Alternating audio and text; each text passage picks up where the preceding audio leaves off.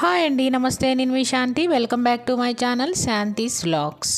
ఈరోజు మన వీడియోలో మంచి టేస్టీగా నోరూరించే పాలక్ రైస్ని చూపించబోతున్నాను. ఈ పాలక్ రైస్ని లంచ్ బాక్స్లోకి ఎప్పుడూ చేసేలా కాకుండా మంచి టేస్టీగా ఉండే విధంగా ఎలా చేయాలో చూపించబోతున్నాను. కాబట్టి వీడియోని స్కిప్ చేయకుండా చూడండి. మంచి రంగు రుచితో చాలా ఈజీగా తొందరగా చేసేసుకోవచ్చు. పొద్దున్నే లంచ్ బాక్స్లోకి ఎక్కువ హడావిడి లేకుండా ఈజీగా కూడా చేసి పెట్టేయచ్చు. మరి ఎప్పుడైనా ఈజీగా టేస్టీగా చేసుకుని ఈ పాలక్ రైస్ని ఎలా చేయాలో చూద్దాం. మరి వీడియోలోకి వెళ్లే ముందుగా నా ఛానల్ని సబ్స్క్రైబ్ చేయని వాళ్ళు ఉంటే సబ్స్క్రైబ్ చేయడం మర్చిపోకండి.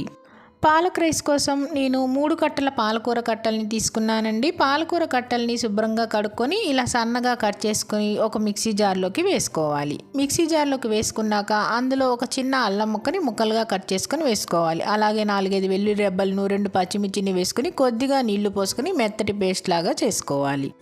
ఇలా మిక్సీ వేసుకున్నాక చూడండి, ఇలా మెత్తటి పేస్ట్లా ఉంటే మనకు సరిపోతుంది. ఇప్పుడు దీన్ని పక్కన పెట్టేసుకొని ఇప్పుడు స్టవ్ ఆన్ చేసుకుని స్టవ్ మీద కడాయి పెట్టుకోవాలి. ఇప్పుడు కడాయిలో 1 స్పూన్ నెయ్యి వేసుకొని నెయ్యి కరిగిన తర్వాత ఇందులో 2 స్పూన్ల పల్లీలు అలానే 2 స్పూన్ల జీడిపప్పు వేసుకొని పల్లీలు జీడిపప్పు వేగేంత వరకు మంటని లో ఫ్లేమ్లో పెట్టి వేయించుకోవాలి. పల్లీలు జీడిపప్పు వేగిన తర్వాత వీటిని ఒక బౌల్లోకి తీసేసుకోవాలి. ఇవి ఒక బౌల్లోకి తీసుకున్నాక పక్కన పెట్టేసుకొని ఇప్పుడు ఇదే కడాయిలో 2 టేబుల్ స్పూన్ల ఆయిల్ వేసుకొని ఇప్పుడు ఈ ఆయిల్లో 2 స్పూన్ల తాలింపు గింజలు వేసుకోవాలి. తాలింపు గింజలు వేసుకున్నాక ఇప్పుడు తాలింపు గింజలు వేగేంత వరకు వేయించుకోవాలి. తాలింపు కొద్దిగా వేగిన తర్వాత ఇప్పుడు ఇందులో 4 వెల్లుల్లి రెబ్బల్ని తీసుకొని చిన్న చిన్న ముక్కలుగా కట్ చేసుకొని వేసుకోవాలి. అలానే కొద్దిగా కరివేపాకును కూడా వేసుకొని ఈ తాలింపుని వెల్లుల్లి రెబ్బలు కరివేపాకుని వేయించుకోవాలి.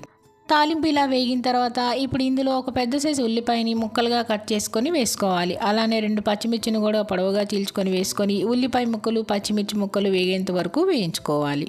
ఉల్లిపాయలు కొద్దిగా వేగిన తర్వాత ఇప్పుడు ఒక పెద్ద సైజు బంగాళదుంపలు తీసుకొని ఇలా నేను చూపించే విధంగా చిన్న చిన్న ముక్కలుగా కట్ చేసుకొని వేసుకోవాలి. అలానే వేసుకున్న తర్వాత ఇప్పుడు ఉల్లిపాయలు బంగాళదుంపలు వేగేంత వరకు వేయించుకోవాలి.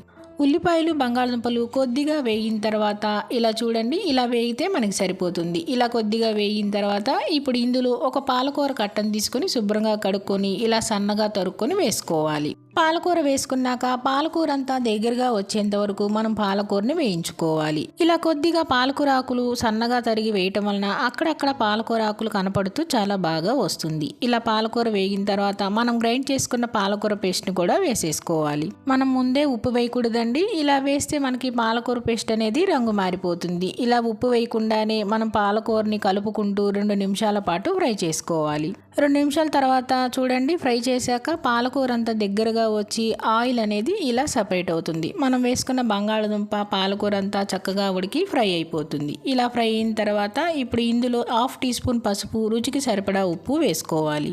అలానే ఇందులో 1.5 స్పూన్ల కారం వేసుకోవాలి.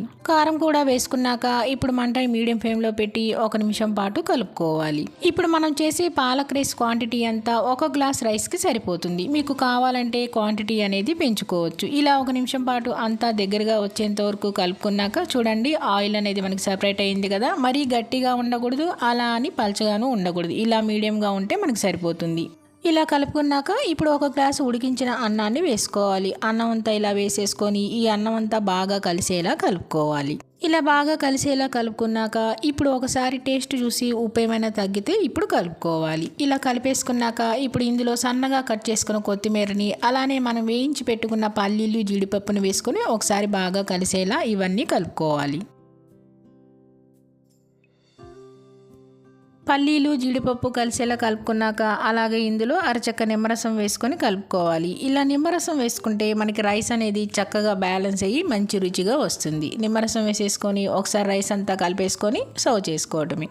పొద్దున్నే హడావిడి లేకుండా పిల్లలకి లంచ్ బాక్స్లోకి ఇలా ఈజీగా మనం పాలకూర రైస్ని చేసి పెట్టేసేయచ్చు. అలానే లంచ్లో కూడా ఇలా మనం వేడివేడిగా పాలకూర రైస్ని రైతాతో తింటే చాలా చాలా బాగుంటుంది. మరి ఇంకెందుకంటే ఆలస్యం, రుచిగా ఈజీగా టేస్టీగా చేసుకుని పాలకూర రైస్ని మీరు కూడా తప్పకుండా ట్రై చేయండి. ట్రై చేసి తప్పకుండా మీకు ఎలా వచ్చిందో కామెంట్స్లో తెలియజేయడం మర్చిపోకండి. అంతేకాదండి, ఈ పాలకూర రైస్ వీడియో మీకు నచ్చిందా అండి? నచ్చితే కనుక లైక్ చేయండి, షేర్ చేయండి, సబ్స్క్రైబ్ చేయండి. మరిన్ని అప్డేట్ కోసం కిందన్న బెల్ ఐకాన్ని క్లిక్ చేయండి. శాంతి.